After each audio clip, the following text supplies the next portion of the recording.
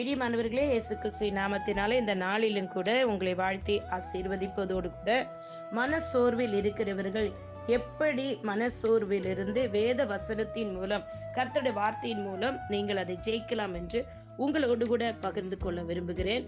பார்க்கலாம். யோவான் 16வது அதிகாரம் 33வது வசனம். என்னிடத்தில் உங்களுக்கு சமாதானம் உண்டாயிருக்கும் பொருட்டு இவைகளுக்கு உங்களுக்கு சொன்னேன்.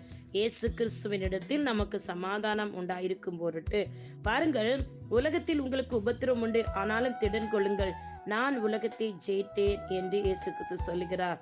உலகத்துல நமக்கு அநேக உபத்திரங்கள் உண்டுங்க.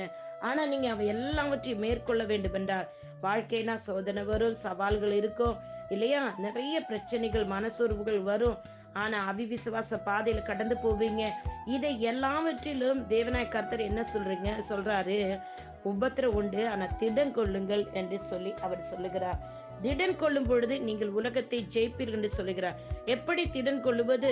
யோவான் 16வது அதிகாரம் 33வது வசனமானது, துன்பங்களை நாம் ஜெயிக்க வேண்டும் என்பது தேவனாய் கர்த்தர் சொல்லுகிறார்.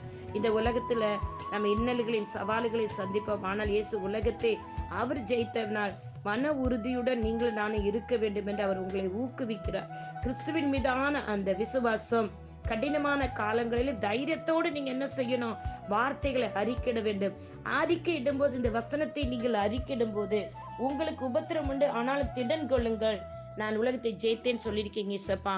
இந்த பிரச்சனை என்னை ஒண்ணு செய்யாது, பிரச்சனைகளுக்கு மேல உண்மை உயர்த்துகிறேன், நிச்சயமாக நீங்க என்னை ஆசீர்வதிப்பீங்க என்று சொல்லி நீங்கள் அறிக்கையிடும் போது பாருங்கள், யோசுவா 1:9 சொல்லுது, உற்சாகமா இருங்கள், கர்த்தர் உங்களோடு கூட இருக்கிறார் என்று சொல்லி வேதம் தெளிவா சொல்லுகிறது. எப்படிப்பட்ட பிரச்சனையிலும் துவண்டு போகாதபடி, மனசோர்வா இருக்காதபடி உற்சாகத்தோடு இருங்க, எழும்புங்க, அந்த இடத்தை விட்டு கர்த்தர் உங்களை ஆசீர்வதிப்பார். எரேமியா 29:11 சொல்லுது, தெய்வீக நோக்கத்தை நினைவு கூறுதல் என்று சொல்லி அந்த வசனம் சொல்லுகிறது. எப்பொழுதும் சோதரின் மத்தியில் தேவன் எனக்கு ஒரு திட்டத்தை வைத்திருக்கிறாரு, அந்த திட்டத்துல அவர் என்னை நிச்சயமாக ஜெயிக்க அவர் உதவி செய்வார் என்று சொல்லி, தீமைக்கல்ல எனக்காக யாவற்றை அவர் செய்து வைத்திருப்பது சமாதானத்துக்கு ஏதுவே எனக்காக அவர் ஆயத்தப்படுத்தி வைத்திருக்கிறார். நிச்சயமாக நான் இந்த சோதனையை மேற்கொள்வேன், இந்த மனசோர்வை ஜெயிப்பேன் என்று சொல்லி நீங்கள் விசுவாசித்து இந்த வசனத்தை அறிக்கையிடும்படி உங்களை வேண்டிக் கொள்கிறேன். அடுத்தது பார்ப்பீர்கள் என்றால் ஏசாயா 40:31 சொல்லுகிறது, மனசோர்வடைந்த காலங்களில் தேவனிடத்தில் புதிய காரியங்களை அவர் உங்களுக்கு புதிய பலனையும் வலிமையும் அவர் தருகிறார். கர்த்தருக்கு காத்திருக்கிறவர்கள் தங்கள் பலத்தை அடைந்து கொண்டு கழுகுகளை போல செட்டைகள் அடித்து நீங்கள் உயிரை பரப்புவீர்கள், நீங்கள் சோர்வடைய மாட்டீர்கள், களைத்து போக மாட்டீர்கள். பிரியமான சகோதரனே, சகோதரியே, அவர் திடன் கொள்ள சொல்லியிருக்கிறார் என்றால் நீங்கள் ஜெபத்தில் உறுதியா இருப்பீர்கள். மனசோர்விலிருந்து நிச்சயமாக நீங்க இன்றைக்கே விடுதலை ஆவீர்கள். ஜெபத்தில தரித்திருங்கள் பிரியமான சகோதரனே, சகோதரியே. அவர் சொல்லுகிறார் பிலிப்பு 4:6, ஜெபத்தில எப்பொழுது ஜெபத்தோடு வேண்டுதலோடு கூட உங்களை விண்ணப்பத்தை அவர்களுக்கு தெரியப்படுத்தும்படி நான் உங்களோடு கூட பகிர்ந்து கொள்கிறேன். பிரியமான சகோதரனே, சகோதரியே, கர்த்தருக்குள் மனமகிழ்ச்சியார்கள், அவள் உங்களுடைய இருதயத்தின் விருப்பங்களை நிறைவேற்றுவார். கிறிஸ்து நமக்காக தான் கல்வாரி சிலுவைக்கு சென்று அவருடைய ரத்தத்தை சிந்து மரித்து உயிர்த்தெழுந்தவர். அவர் நம்முடைய பாவங்களை மன்னிக்கிறவர் மட்டுமில்லாமல் சோதனையிலிருந்து நம்மை தப்பிக்கிறவர், மனசோர்விலிருந்து நம்மளை விடுதலையாக்க சித்தமுள்ளவராய் இருக்கிறார். மனசோர்வில் இருக்கிறவர்கள் நீங்கள் நிச்சயமாக இயேசு கிறிஸ்து நாமத்தில், அதாவது டிப்ரெஷனுக்குள் இருக்கிறவர்கள் நிச்சயமாக கர்த்தருடைய வார்த்தையை நீங்கள் அதிகமாய் தியானிப்பீர்கள் என்றால் அவர் உங்களை விடுதலையாக்க சித்தமுள்ள தேவனாகிய கர்த்தராய் இருக்கிறார். அதுதான் அவர் சொல்லுகிறார், உலகத்தில் உங்களுக்கு உபத்திரம் உண்டு, ஆனாலும் திடன் கொள்ளுங்க, நான் உங்களை ஜெயித்தேன் என்று சொல்லுகிறார்.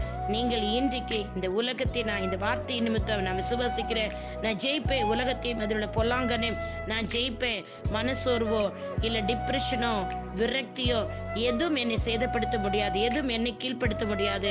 எல்லாவற்றிற்கு மேல கர்த்தருடைய வார்த்தையை நான் உயர்த்துகிறேன், அவர் எனக்குள் இருக்கிறார் என்பதை நான் விசுவாசிக்கிறேன், அவர் என்னை திடன் கொள்ள செய்வார் என்று சொல்லி நான் விசுவாசித்து நான் அறிக்கையிடுகிறேன் என்று சொல்லி பிரியமான சகோதரனை, சகோதரி, வாயினால் அறிக்கையிடுவீர்கள் என்றால் நிச்சயமாக உங்களுக்கு சமாதானம் உண்டாயிருக்கும் பொருட்டு அவர் இந்த வசனங்கள் இன்றைக்கு உங்களுக்கு தான் சொல்லுகிறார். இந்த வார்த்தைகளை தியானிங்கள்.